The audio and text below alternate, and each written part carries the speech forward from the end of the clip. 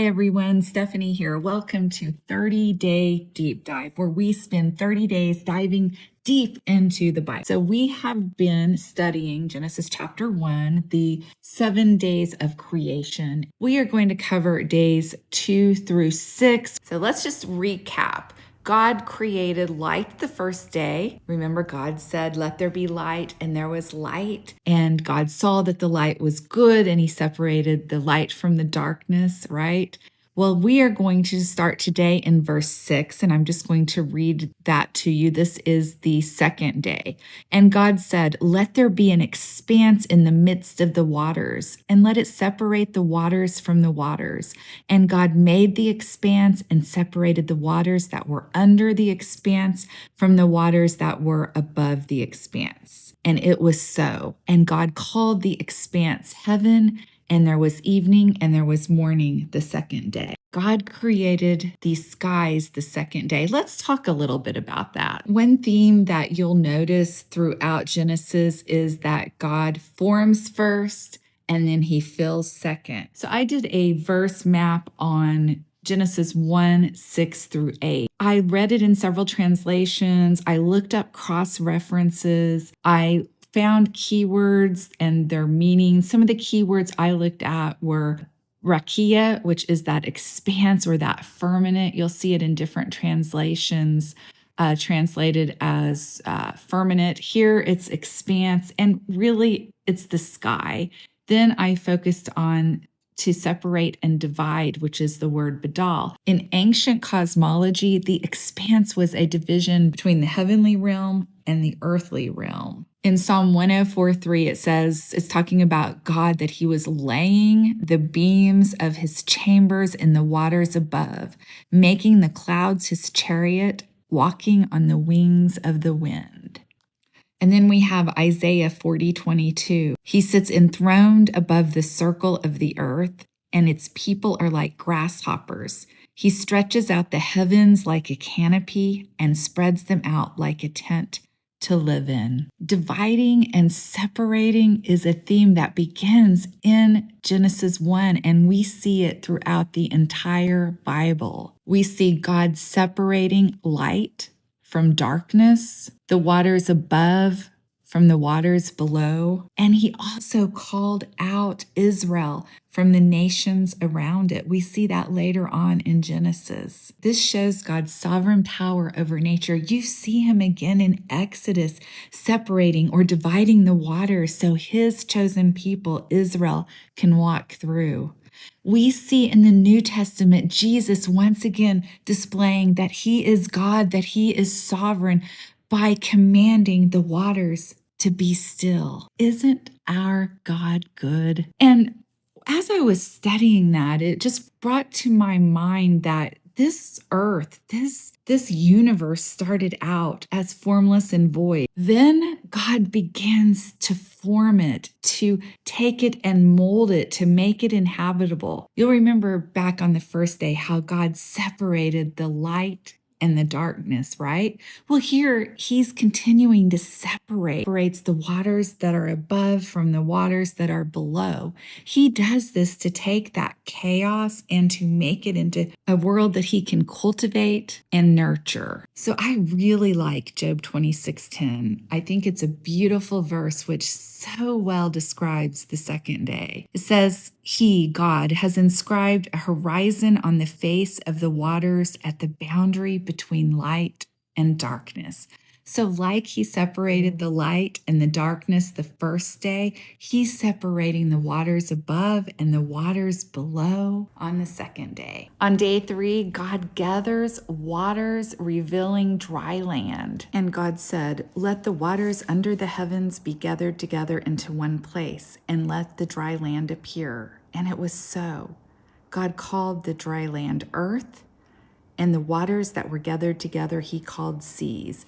And God saw that it was good. We also see the first signs of life, vegetation. God said, "Let the earth sprout vegetation, plants yielding seed, and fruit trees bearing fruit in which is their seed, each according to its kind on the earth." And it was so. The earth brought forth vegetation, plants yielding seed according to their own kinds, and trees bearing fruit in which is their seed, each according to its kind. And God saw that it was good, and there was evening and there was morning the third day. The third day is all about God separating and organizing the waters, taking the waters and putting them in one corner and putting the dry land in the other, right? This represents God bringing order and structure to our universe, without which life could not exist. So the third day, God commanded vegetation to appear. We see the beginning of life. This is also the first time that we've heard the word seed mentioned in the Bible. That is the Hebrew word zerah, which means seed or to scatter. And this word is used and a theme is set beginning in Genesis 1 that continues throughout the entire Bible. In fact, one of my favorite verses, Genesis 3:15, talks about seed. Genesis 3:15 is the first time that a Messiah is promised. It's often called the first gospel. It's right after Adam and Eve sinned, they fell, and God said to the serpent, I am going to send the seed of the woman, and that seed will crush your head. And throughout the rest of the Bible, the people Israel are looking for that seed. And we know that that seed is none other than Jesus Christ, our Lord and Savior. Another important mention of seed is in Genesis 12:2, where God promises Abraham that he's going to multiply his seed. That is the whole setup for the covenant with Israel that will ultimately result in Jesus. Then we move to the New Testament, and the seed theme continues. This time we see it in several of Jesus's parables, including the parable of the sower, where Jesus compares the word of God to seed that has been planted. Without seeds, life would not be sustained. And then we move on to this repeated phrase that we see many, many times in Genesis 1, according to its kind.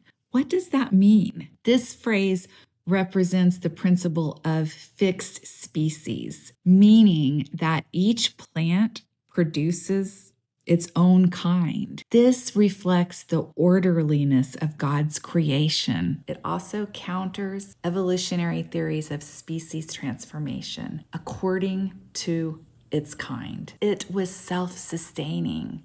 And then we see, and it was so. I love that verse. God commands, and it was so. God commands, and it was so. God's commands were immediately fulfilled. That gives me such comfort knowing that when God says, it happens. One of my favorite verses is Isaiah 55:11. I'm going to start with verse 9. For as the heavens are higher than the earth, so are my ways higher than your ways, and my thoughts than your thoughts.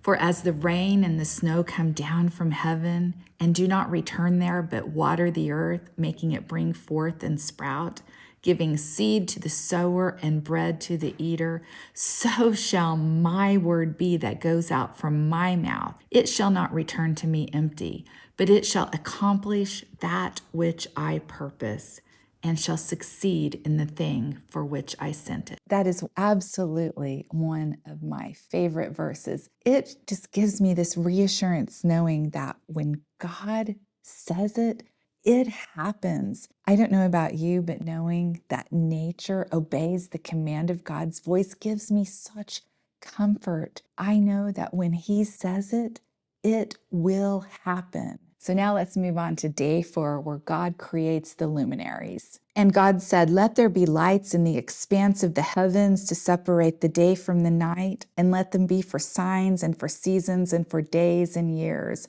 And let them be lights in the expanse of the heavens to give light upon the earth. And it was so. And God made the 2 great lights, the greater light to rule the day and the lesser light to rule the night, and the stars. And God set them in the expanse of the heavens to give light on the earth, to rule over the day and over the night, and to separate the light from the darkness. And God saw that it was good, and there was evening, and there was morning, the 4th day. The lights serve to separate the day from the night. Not only do they represent orderliness in creation, they also set the rhythm for our daily lives. We get up to the rising of the sun. We go to bed to the setting of the sun. For the Israelites, the moon was very important. Their agricultural seasons were based on a lunar calendar that followed the moon. So God tells us exactly why he created the lights, to set the seasons, for signs, to divide day and night. Many other religions thought that the sun, the moon, and the stars were not created, but they were deities in and of themselves, and they were worshipped. You will see sun, moon, and stars worshipped all throughout early history. Their purpose is to illuminate the earth. The bottom line is, without the sun, this earth would be inhabitable. We wouldn't be here. But for God's provision and care, he provides us exactly what we need. Let's move on. The fifth day. And God said, let the waters swarm with swarms of living creatures, and let birds fly above the earth across the expanse of the heavens. So God created the great sea creatures and every living creature that moves, with which the waters swarm according to their kinds, and every winged bird according to its kind. And God saw that it was good.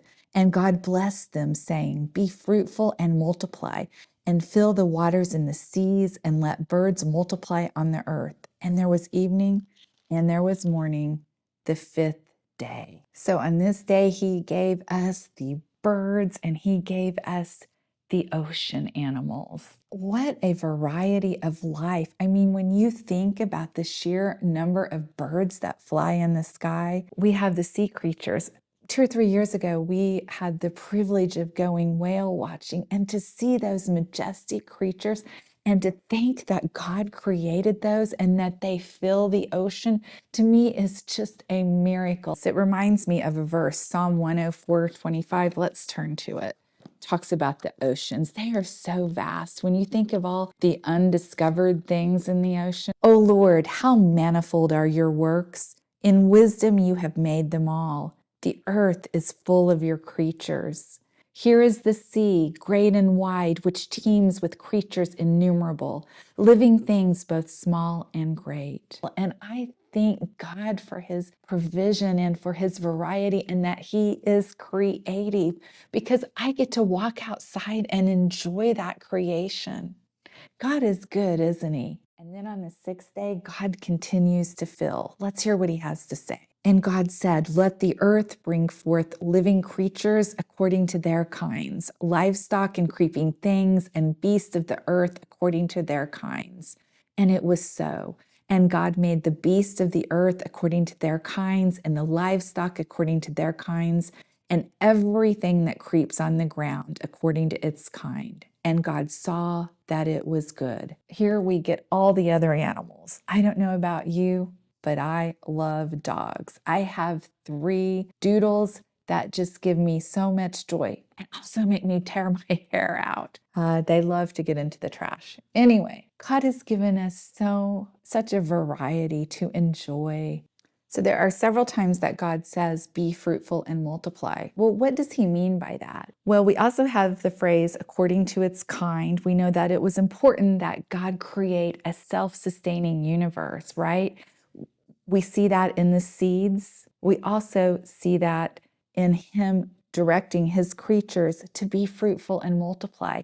That means to reproduce.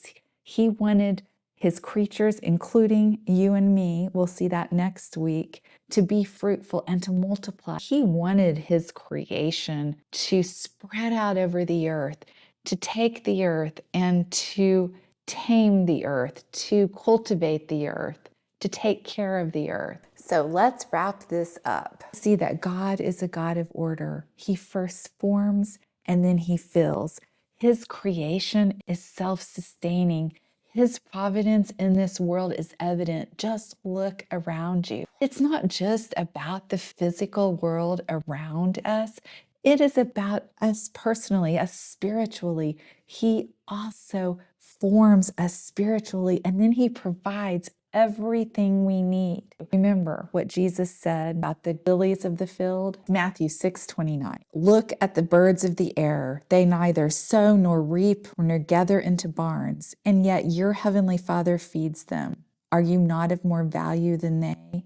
And which of you, by being anxious, can add a single hour to his span of life? And why are you anxious about clothing? Consider the lilies of the field, how they grow. They neither toil nor spin. Yet I will tell you, even Solomon in all his glory was not arrayed like one of these. But if God so clothes the grass of the field, which today is alive and tomorrow is thrown into the oven, will he not much more clothe you, O you of little faith? God cares for us so much.